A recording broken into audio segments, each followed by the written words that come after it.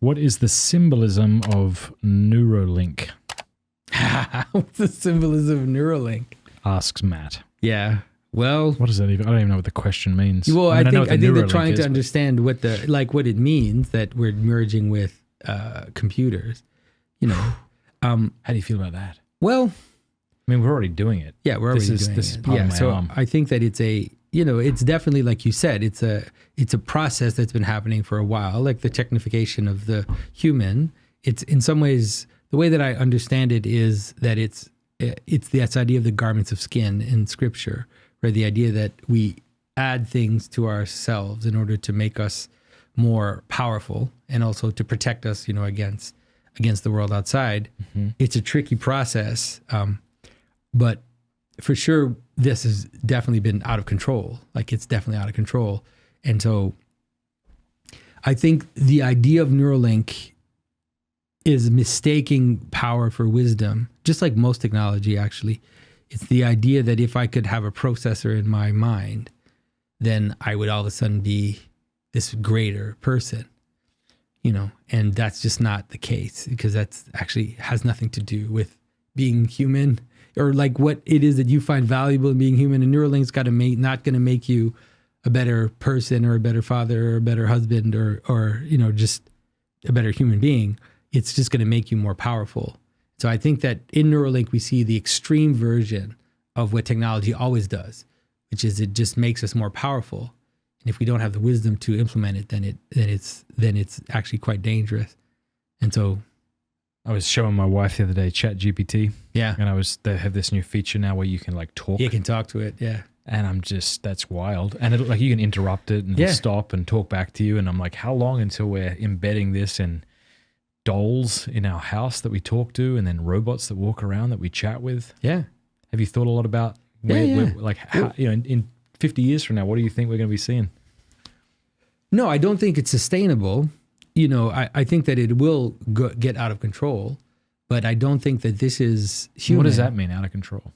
Well, what I think is that, so think about it like how the boomers' desire for, freedom and everything, and their desire to experience all the pleasures has led now many of the youngest generation to kind of turn away from that and move towards more meaning, yeah, exactly. So I think that the technification of the human will also create a backlash, which might be quite powerful, because one of the things that technology can do, actually not just technology, but one of the things that the fall can do, and technology is in some ways part of the fall. I know that sounds weird for people to understand, but in some ways, the garments of skin are a reaction to the fall.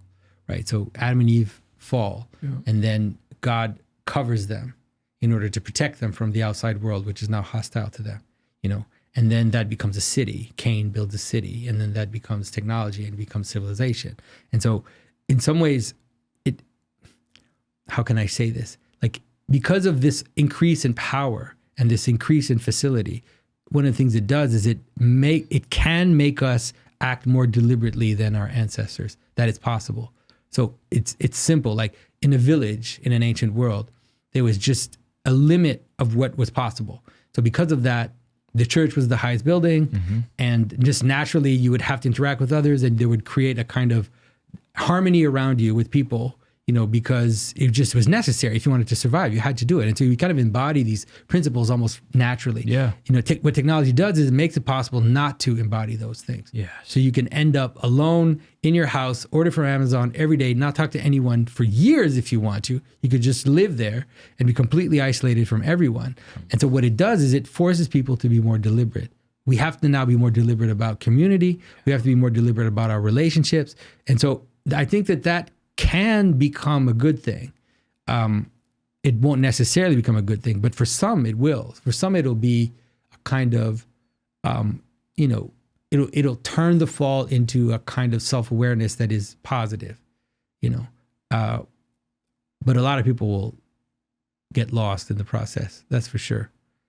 Yeah, but we see it. Like, it's funny because my kids, right, we actually, like my kids, we didn't want them to have phones until they were quite old.